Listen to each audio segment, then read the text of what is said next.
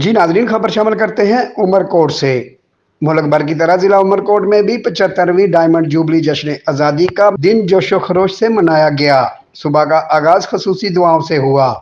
MPA Syed अमीर अली शाह ने deputy commissioner Tahir Ali Memon के हमरा गवर्नमेंट डिग्री कॉलेज उमरकोट की ग्राउंड में परचम कुशाई की।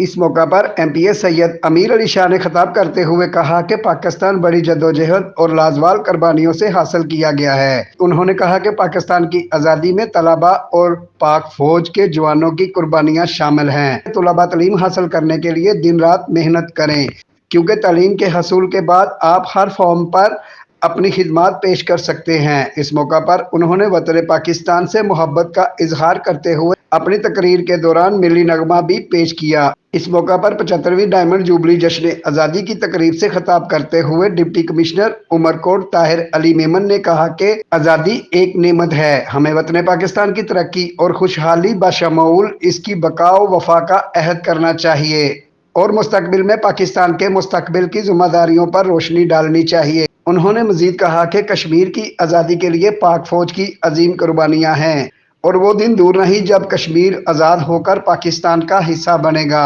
इस मौका पर उन्होंने तलबा से कश्मीर बनेगा पाकिस्तान के नारे भी लगवाए।